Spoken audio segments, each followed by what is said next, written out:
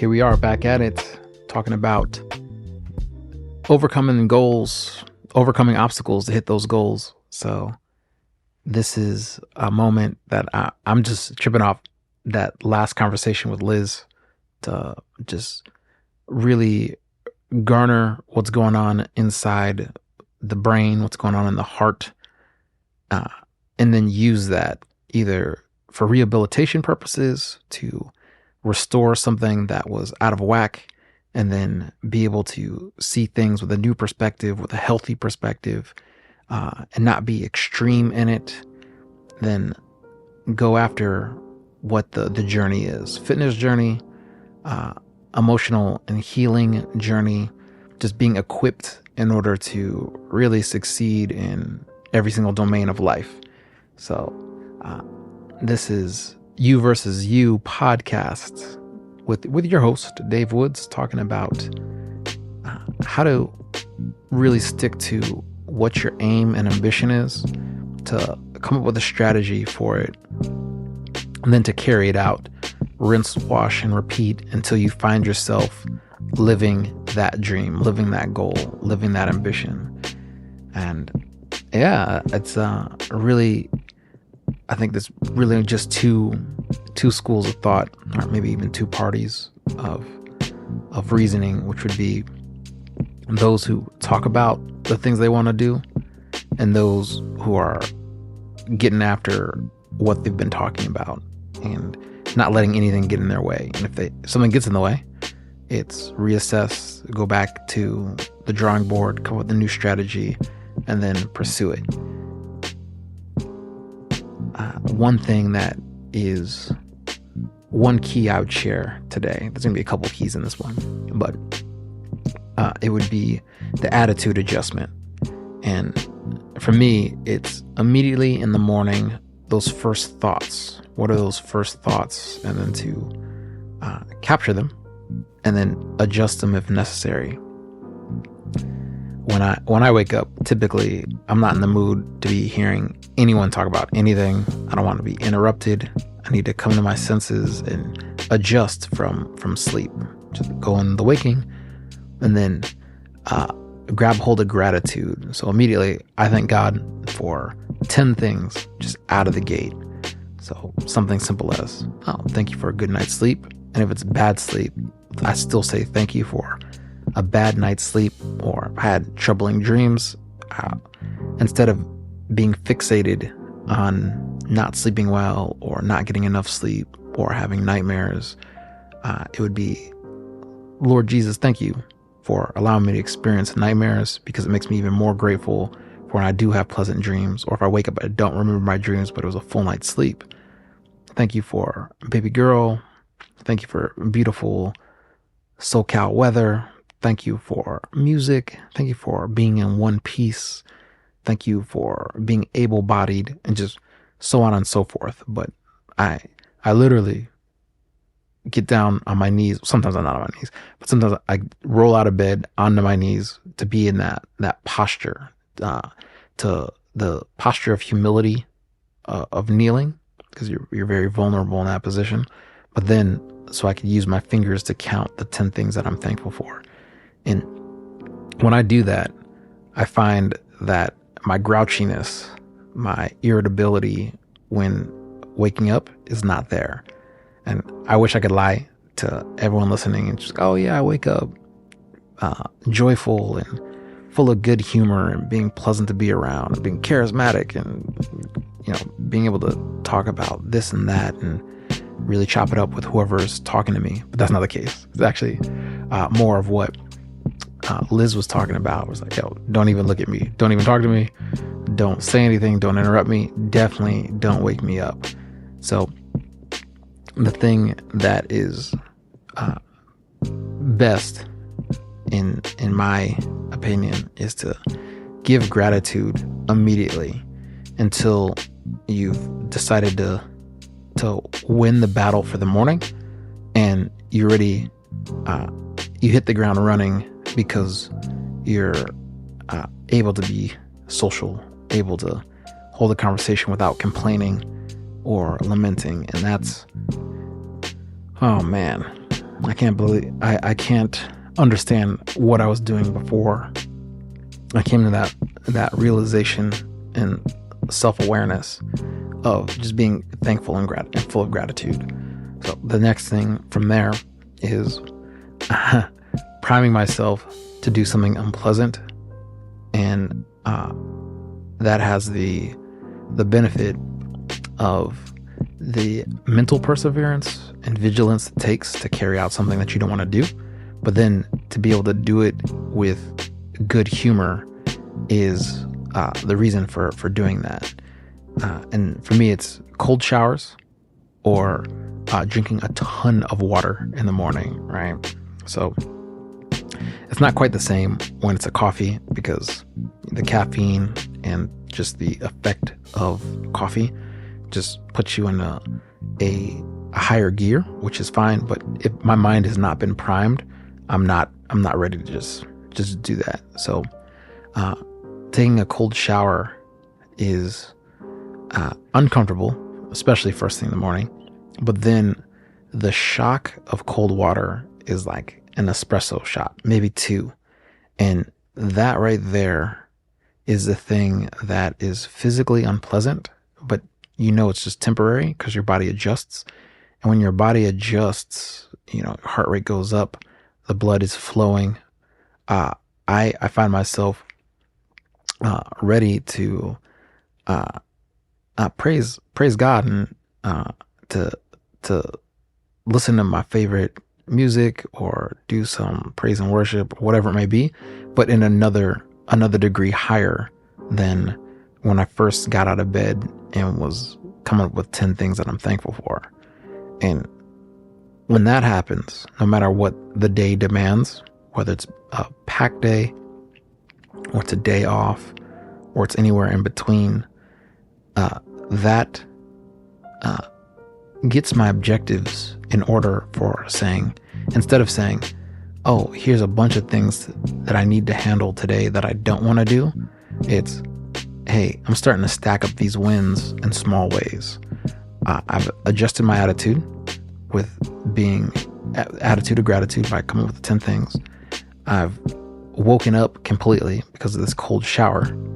But now, whatever degree of difficulty that I experienced today, I will have been mentally set to take care of it because I already did some things before I even left my bedroom to conquer the day, to set it up, knock it down, not complain, and be pleasant, right? So these are just minor things that have huge dividends for taking care of 24 hours at a time. And just thinking back, not even long ago, right, when I was all stressed out and still podcasting, still doing personal assistance, still doing all the demands and obligations for baby girl, still going to the gym, still, running the household and all that. It's almost night and day. And I just have to hang my hat on that again, of saying it's vital. It's an often skipped step to success for being mentally prepared, is just changing your mood and then preparing yourself, priming your mind to do difficult things, and from a perspective of saying, I'm still going to do those difficult things, but my attitude and my outlook on it is much different. And then it comes off more of, oh, you enjoy that thing. You enjoy doing the dishes. I don't enjoy doing the dishes, but having primed for it, oh, it's not even a thought. I'm not ruminating on how I wish I was doing something else, or if I wish I could be somewhere else. I'm not coming up with 100 other distractions to not do the dishes and then saying, oh, well, I did a bunch of other stuff. No, that was just me being a busybody, but not working on the vital and the needed thing for the moment, for the hour, for the day. From there, I like to switch gears to go into laughter, right? And I mention this pretty frequently, of just watching videos on YouTube or a comedian that I really dig, doing that intentionally in order to lift my spirits higher, right? And this is key when I'm in a bad mood, or if there's a thought that's repeating in my mind, or if I remember an injury from a couple of years ago, right? We'll just say from the past. It could be betrayal, treachery, a time I got done dirty, name them, right? You all have those thoughts that just seem to be cycling, right? When I notice that a thought is repeating and it seems to be out of nowhere, if I found something to laugh about, and then I, focus on that, and then go back to being grateful, start naming 10 things I'm grateful, that's when I know that I can really have the keen scope on the brain in order to see the things that are trying to be distracting thoughts or to have me go into a bad mood, right? I think it was my man's Les Brown who had said, you have 2 employees that work in your brain, and have one that wants to get the things done in a positive, healthy, beneficial way, and then another foreman who works for you who's he wants to go down a darker road, one full of animosity, bitterness, resentment, grudges, just holding on to all those things that don't really affect anyone but you and your attitude, and that'll change everything, right? So you start hanging around the good foreman in the brain who's letting the good things in, and then directing the bad thoughts out, taking those thoughts captive, and then changing them into things to be thankful for, right? And so slightly tangential is just thinking about having overcome pornography addiction.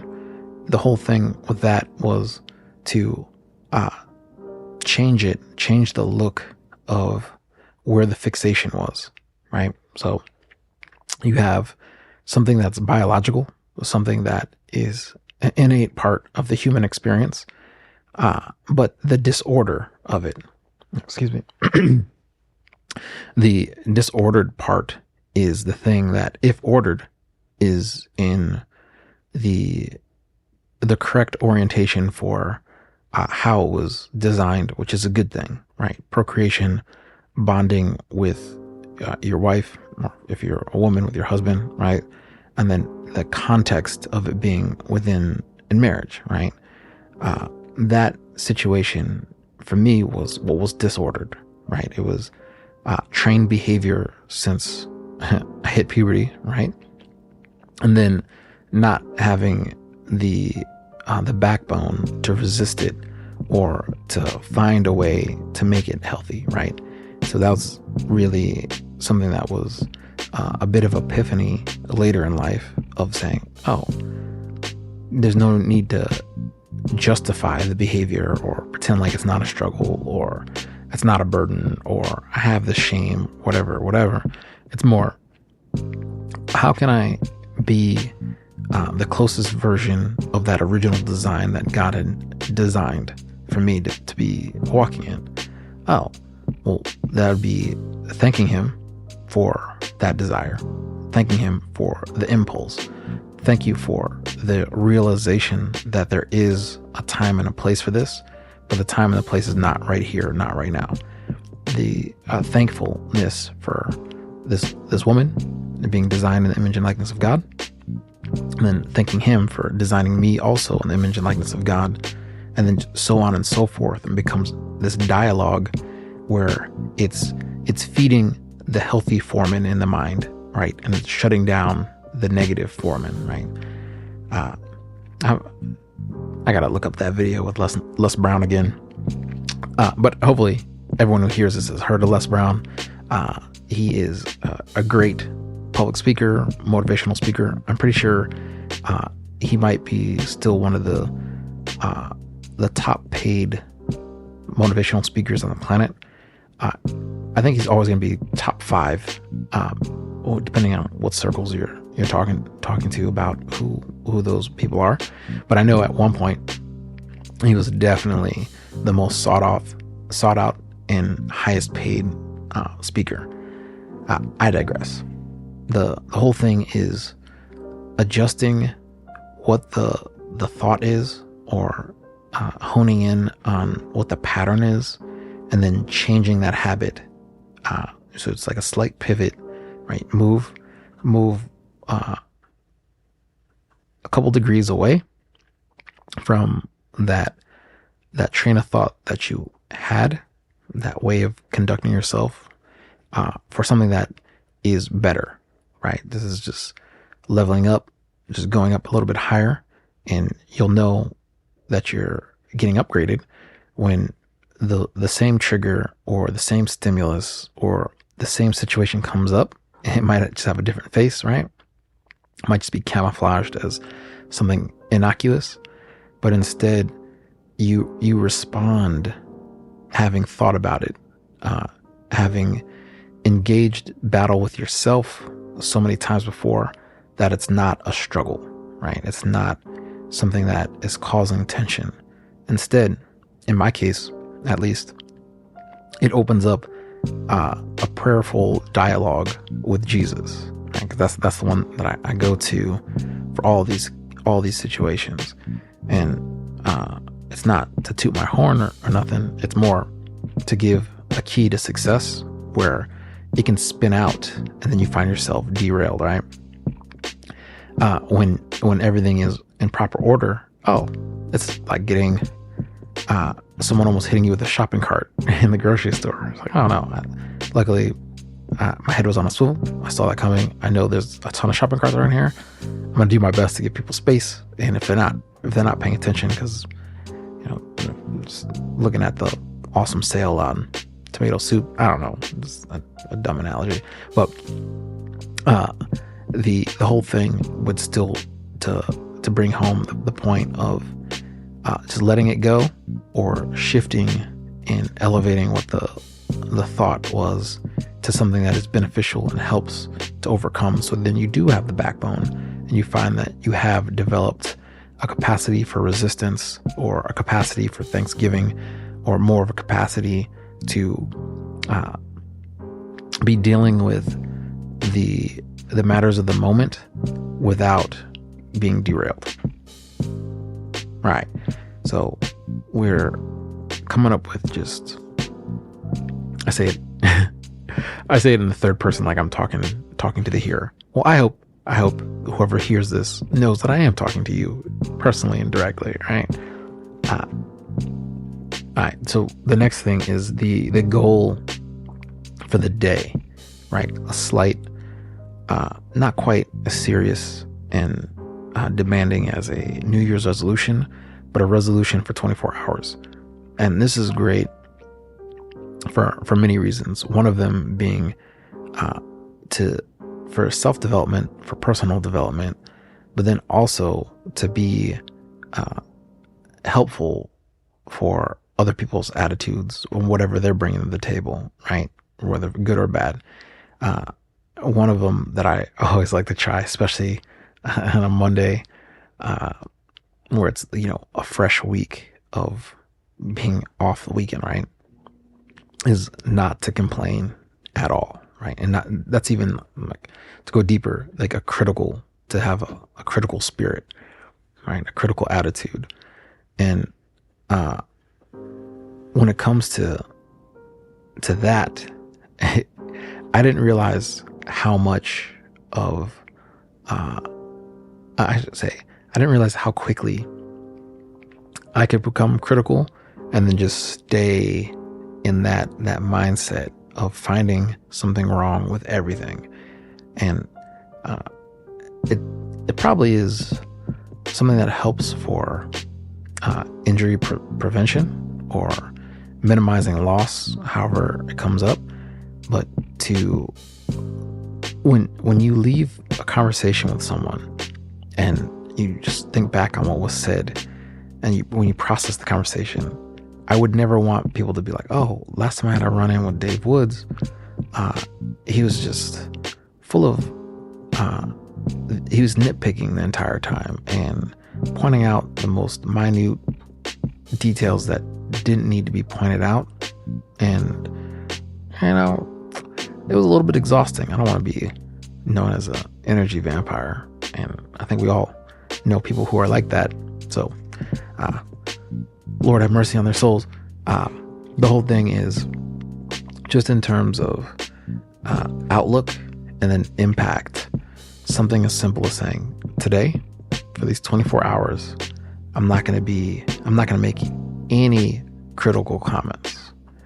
If I find myself making a critical comment, I'll remember what my goal for the day was, and then point out 3 things I do like about the thing I had out of the gate had said some negative stuff about. And one of my favorite aspects of Facebook is when it's like, oh, hey, it's someone's birthday, and you can see it immediately when you open up your social media. And to combat being negative, it'd be to give a genuine compliment. And when it's like that, it takes some time to think about something that is impactful and is to the heart, and not just a generic thing that you might find in a postcard. Not that postcards are bad. I'm a huge fan of postcards, but to go deeper. How can you go deeper? Like, the message in a postcard is a broad stroke for talking about an emotion. Thanksgiving and gratitude for someone's life, for them being born. Well, how can you make it deeper? When I see someone on Facebook that I'm friends with, I try and think back to a memory that we had together, a positive one, of course, or a way that they handled the situation that was upsetting, that would make anyone hypercritical, to make anyone annoyed, right? Irritated, to say the least, right? But instead point out how they handled the situation, or what I learned from them. And doing that, of giving a genuine compliment, especially to someone that you haven't talked to in a while, is something that makes that statement stand out above everyone else who's like, oh, happy birthday, that's it, or HBD, right? It goes deeper into everyone's favorite time of the year, right? The day you're celebrated, and everyone gives you free stuff and shows a lot of love, right? But besides the superficial of being acknowledged for it and then receiving something for it, we can use that in a way that is really impactful. Like, what separates it from last year, or the year before that, or the year before that, right? And the older that I get, I'm like, all right, well, there's less reasons for me to be incredibly excited about my birthday, right? I think as a 37-year-old, the big birthday for me is going to be 40. And then from there, it's going to be on the decade, right? I'm not going to turn down, fun times with close friends and family. But in terms of what it means to be 1 year older is the thing that's more sobering than anything, right? When I was a teenager, it was all about what could I get? What was that expensive thing that I couldn't get? Or what was the thing that I wanted to do that I would never be allowed to do, right? And then in my 20s, it was, oh, hey, we're going to get wild. We're going to get really wild on my birthday, and you don't want to miss this event, right? This is going to be great. And then treated every single birthday for everyone that I knew like that. But now, I definitely would say, because of the impact of Catalina being in my life and being my daughter, and having such a role, a specific, unique role for her as her father, it's to start thinking about not just my future and future plans, but then her future and whatever her future plans are and how I can support that. And in that regards, it's a new season of life, right? Being middle-aged. I still trip out when I say being middle-aged. Being in that, knowing that high school is over, knowing that undergrad is over, knowing that the higher learning time is over, and the real world is now more of a paradigm shift of saying, all right, everything, there's a ton of things that are bigger than me, and what are those things that I have to dedicate myself to in a very vigilant way, or life is gonna have a ton of twists and turns that I'm not ready for. I can't be ready for everything, so let me choose my battles. What's my ministry? Where am I called to be a steward, and just stick to that and not really get too entangled in other people's stuff, right? Everyone has urgent things to be taken care of. Not all those things are important, right? Or say they're important to them, they're not important to me. They're urgent to them, they're not urgent to me, right? All right. If that's the case, what's the level of preparedness that I can handle? And that was almost like a snap judgment to lose 100 pounds and then commit to it in a very I let my world be absorbed by it, but in the best way possible, right? That moment of saying, I need to be lighter because I don't want to be a fat dad, wasn't just, a superficial thing. It was more, I need to be in shape for my daughter. I need to be in shape when she gets older. I need to be ready to run around and play around with her as she gets taller and stronger. And then definitely when these little boys start coming around, and then these teenagers start coming around, and then these young men start coming around. It's like, all right, well, all right, that's just one aspect. So it was nothing to change my diet and start exercising more. But then, okay, what can I maintain for life? And that's more of where I'm at right now. Now that the 100 pounds are gone, and now where I'm sitting, I'm just slightly out of shape for being 235 pounds, right? Oh, all right. So that's the new goal. That's the physical aspect. I know when I look at my paper, when I look at the Post-it note, when I look at what I've written down as a goal, what I had at January 1st, 2024 was to be 185 pounds. Well, as my attitude in life would have it, I started to veer away from that.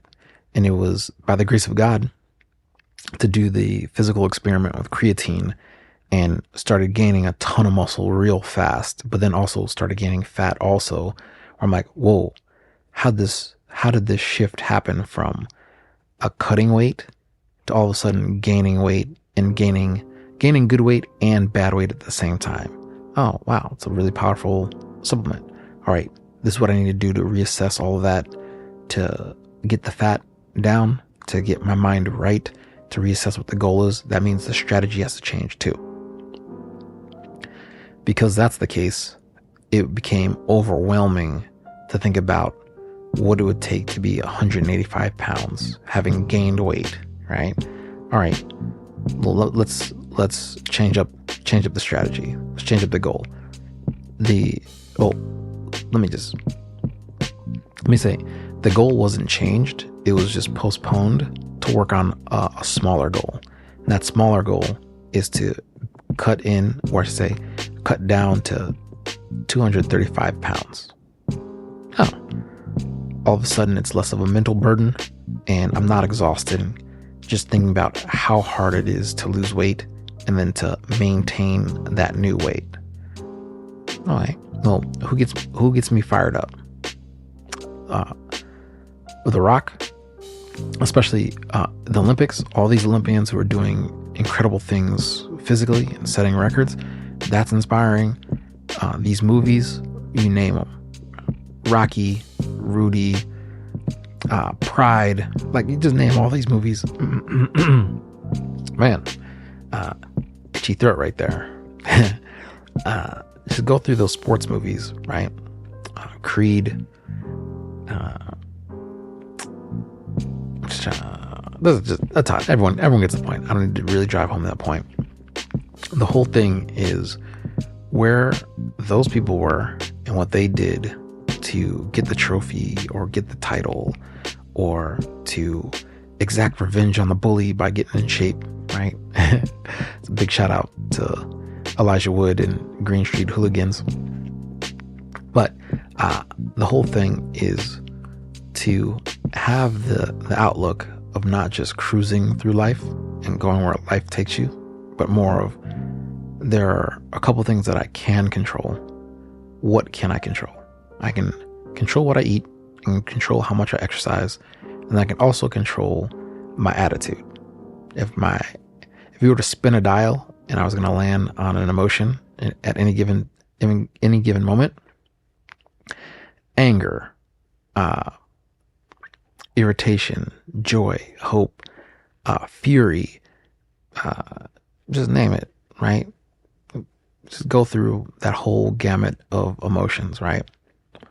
If I were to land on any of those negatively charged emotions or disordered emotions, but I have the mindset I can change my attitude, oh, well, that looks like it doesn't matter how I feel in any given situation. It's coming back to a place of response, but not reaction. I think I'd rather have that in my character than saying, oh, this person is a hothead. This person is quick-tempered. Oh, this person is a loose cannon. Oh, that person is a wild card. Oh, look at this. He's distracted. Oh, head in the clouds. Oh, building castles in the sky. Oh, doesn't seem to be present, right? Let's think about some other stuff. Is depressed, is melancholic, is no, like name all those things, right? I'd rather have the trait of equanimity and equipoise, which are great things to develop, and much easier once you realize that you lack it. It's how quickly can you get anchored again, right? And operate from a place of sober-minded judgment, right? Someone cut you off in traffic. How quick can you come back to being able to tell a joke and a laugh? Someone provokes you and continues to provoke you, like on purpose. It's recognizing that they're trying to provoke you. Oh, you can rise above it, or you can do some verbal jousting. Which one do you want to do? If I'm anchored, I can be, I can bust chops with the person back and forth, no problem. Yeah, I have no problem busting chops and messing around and keeping it light. But the issue that I have is when I start to take it personally, right? Like, oh man, how come I let that comment hit? How come I let that one, why did I give the indication that I was starting to get provoked, right? That part, I think, is much harder to assess and address in the situation. But if I've primed myself at the beginning of the day, that I've been thankful for the things that I do have, when I've done the unpleasant thing on purpose, which is taking a cold shower, and then embrace the cold shower, and then all of a sudden it's not a cold shower anymore, it's a normal shower because my body's adjusted. When I've set whatever those jams are, that music track list, or praise and worship, or whatever it is, to actually sing and be a part of the music, right? I've been, and then also what the goal is for the day, and am currently working on the long-term goal also. Little comments don't bother, and even big comments don't bother me either. It's been the whole feeding and paying attention to the good foreman in the brain, not the bad foreman. those comments don't hit. What I don't know if I'll ever be able to grasp this one, but on social media, you name whatever the platform is, when there's those negative comments that are just piling up, I notice I get impacted very quickly by that, even if it doesn't directly impact me in my day and the things that I'm working on currently.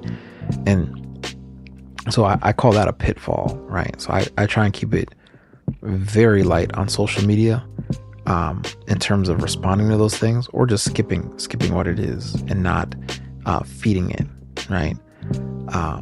And so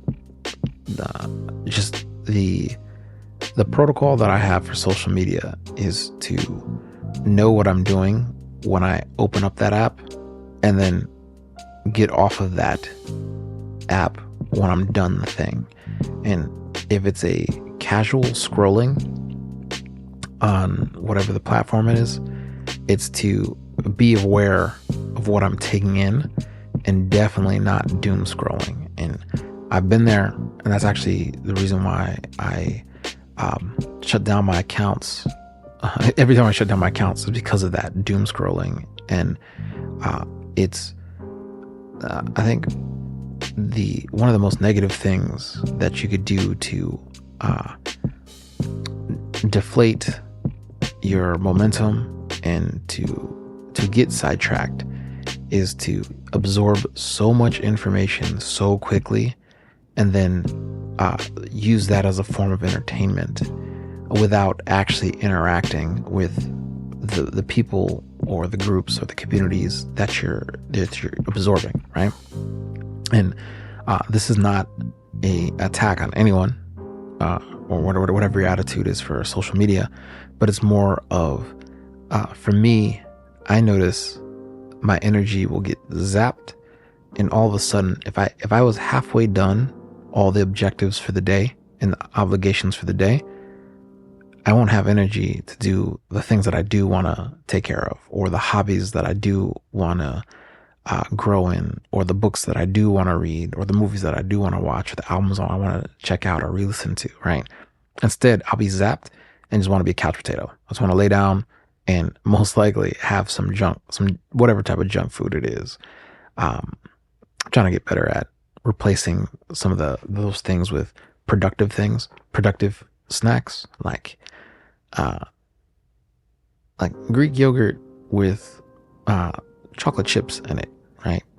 Some fruit, some blueberries in it, right? That's a phenomenal healthy snack that packs protein and it's full of probiotics too. And also it stimulates the need, or I'd say it satisfies the want for something sweet, right? Without sabotaging the diet. So going back to those comments in real life, real time with real people, if my mind has been primed, and this is from the moment almost upon waking, I don't get thrown off. There are things that do happen, but it's how soon did I come back to being anchored, and then realizing, oh, someone might be saying it to be malicious, or because they have a loose mouth and no filter. All right, that's not an indicator of my worth, or it doesn't impact my identity either as a child of God. All right, well, those things, assessing it that way, helps me to just keep it moving, and then stick to the script, stick to the plan, stick to the strategy, carry it out, and then be able to just bring it before God and ask him what his opinion is on it. Ask him a story or an example of a similar situation that applies to my life, right? All right, so these little check-ins throughout the day do wonders in terms of keeping energy high. And then if that it should be fuel enough, that'll get you to what your goal and your ambition is for living whatever that life is that you're going for. So to not have the dream defined is a foolish move. To not know where you're going is equally bad. To not have an objective in whatever sector of life is, I feel like if there's ever a theme that I'm going to talk about in every single episode, and I feel like it's either episode 25 or 26, it would be that. It'd be define that goal. Define it, write it out, repeat it. Just do it over and over and over again. I say 2 times minimum when you wake up and before you go to bed. But then the more that you get close to that goal, review it more, verbalize it, talk about it with people, have someone that you can check in with frequently, or if you're extroverted and people already know what you're doing and they ask you about it, go into detail with it and, walk through what it means, right? And even if that seems to be not needed for their edification, you speaking about it and going into great detail about it is edification for you to stick to your guns and to carry it out till you get there.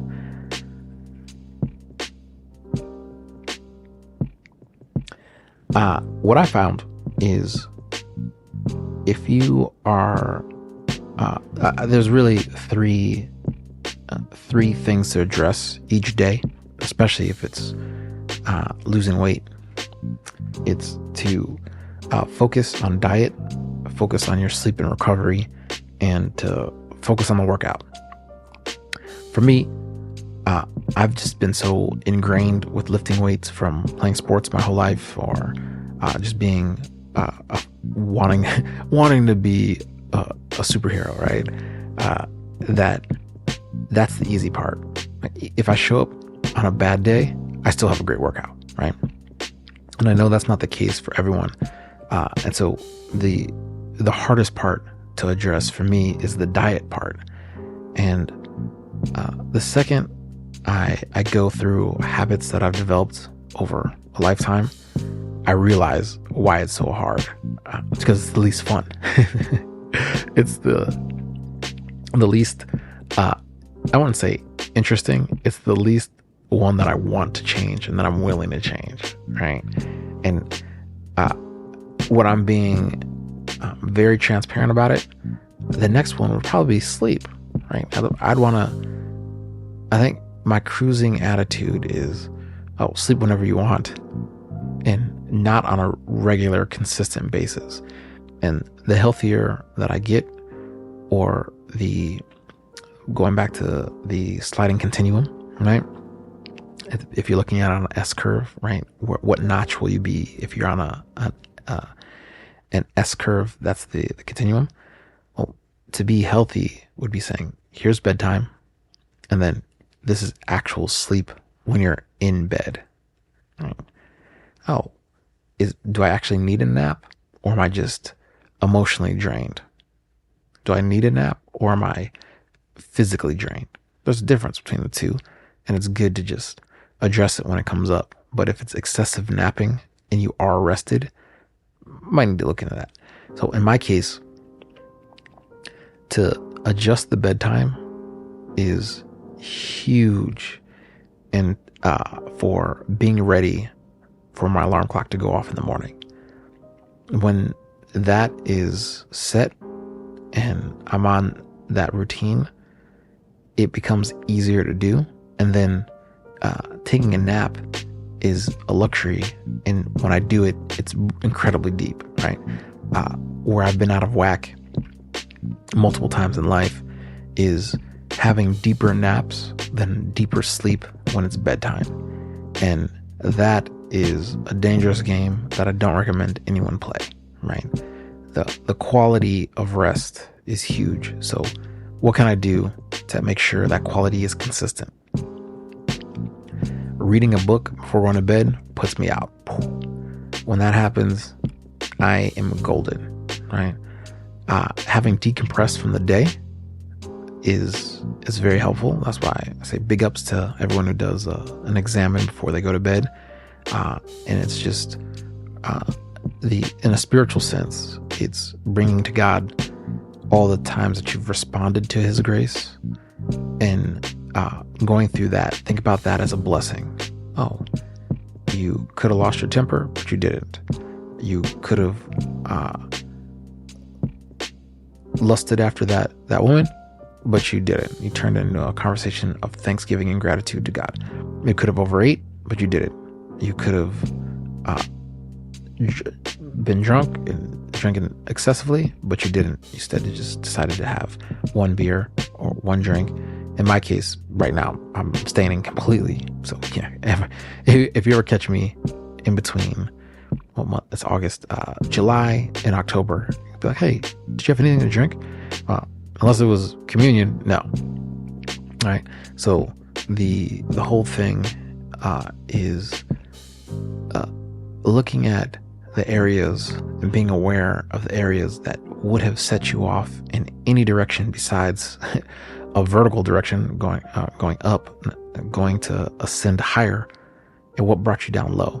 It would be not focusing on the low ones, but instead focusing on the things where you do have the improvement, and it's not necessarily quantitative, right?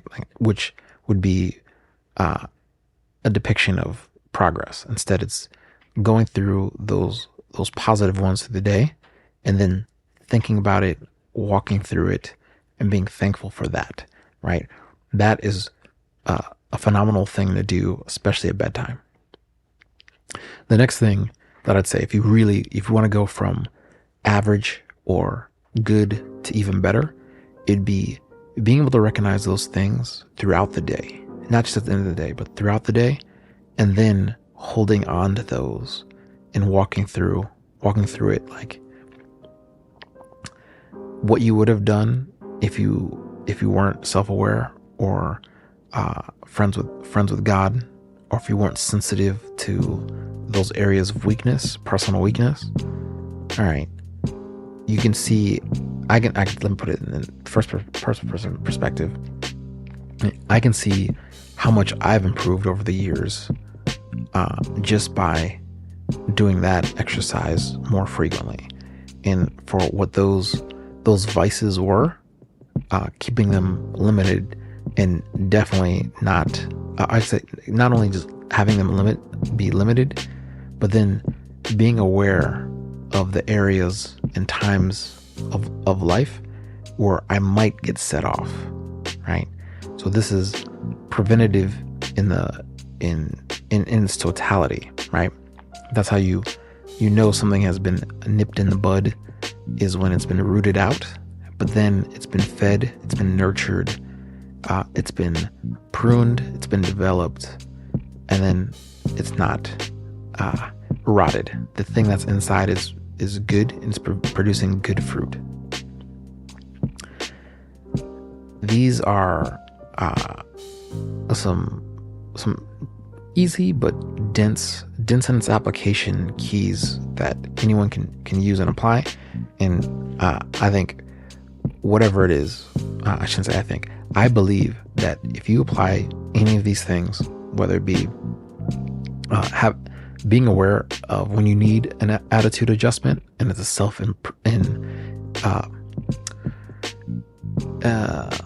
self-moderated, a personal thing where you adjust it, no one does it for you, right? That helps you elevate your game.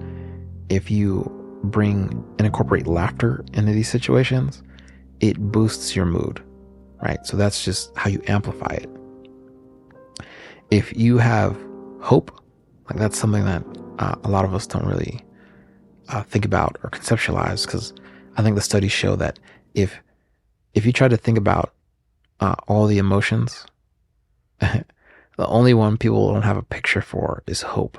Like, it becomes so abstract that you can't even conceptualize what hope would look like on a piece of paper. Well, the whole thing with that is the belief that you can. It's the belief that things will change, and it's not like, oh, I know they'll change, but then they'll be back to something bad. No. It's actually an indicator of trauma and a need for healing, but instead saying, I know that I can get through this. I know that I can overcome this. I know that I can achieve this. I know that I can do this. I know that I can carry this out. And if that is lacking, you might not ever get to your goal, right? But the second you realize you can, or you're inspired from someone who was in a similar situation or even worse, and they got through, that connects with the heart, and hope has been sparked. So you really do have to keep hope alive, right? Setting a goal, a minor goal, a big goal, also one that can be carried out for 24 hours and you can reassess, and then one that takes longer than a week, a month, maybe a quarter, right? Abstain from complaining, and not just abstain from complaining, but find something positive, find a compliment, find something that is genuine in the situation, and then start replacing it with the complaining, right? And then go through those three areas frequently. It's diet, sleep, recovery, and workout. Those are the three domains that are most challenging for me, and to break them down to the smallest component and then build them up in a way that is fit for my strategy, which is to get to 235 pounds, is I think that's the bread and butter for actually being able to carry it out. I know working out is not the hard part. For me, it's the diet and the sleeping and recovery part. All right, how do I adjust that? What am I willing to do that my old self would not do, and then do it? What am I able to handle in this season of life, and do it? How far can I push it in this time of training to get down to 235 pounds? And then what can I do for life? Like when all those things line up, this actually becomes enjoyable, fun, and a real process of transformation that is maintainable in my 30s, 40s, 50s, 60s, all the way till I'm 103. Right? By the grace of God, 103. So hopefully everyone who's listening to this reviews this episode and takes it down piece by piece for their situation. But then not just do the hard soul searching part, but also do the theocentric part. That's bringing God into it and asking God for his strategy. Because when you partner with that, that's actually what makes life joyful, right? Instead of being pessimistic, you can see the good in suffering. You don't have to seek out suffering, but everyone has their own load that they carry. But this harkens back to the purpose of taking a cold shower, right? Why would you intentionally take a cold shower? There's a ton of benefits, and one of them is the mental toughness that is developed while taking a cold shower. You don't focus on how cold it is, how rough it is, and just start complaining. Instead, you think, this skill of taking a cold shower that I have initiated by my own choosing has a lesson that it's priming my mind to do difficult things later, and then be able to do them well even when I don't want to, right? So I'm gonna leave y'all with that, and this is your boy Dave Woods, You Versus You podcast. These are some keys that I've learned along the way that I use in real life to get to my goal, and I can give you these keys. Here they are, episode 25, 26. You got to open the door yourself and walk through it. I can't walk through it for you. Before we wrap up, big shout out to my man Will at Goldmine Studios. Go check it out. Get your booking in, get your recording in. Check out the website. Check him out on the gram. Email him. Hey Will, Is there an email address that you prefer? Because I don't want to just say if you have the personal one. I want to say personal one. Yeah, no. Gminds Studio. Gminds. Okay, cool. Hit him up on gmindsstudio@gmail.com, and you can do further inquiries there. And you never know who'll be in the studio. So go from there, ask for a tour, ask for his rates, rate him on Yelp, rate him on Google reviews, just give him big ups, likes across the board, and shameless plug, do it for me too. Like, subscribe, comment, all that good stuff. All right, peace and blessings. I'll see you when you get there.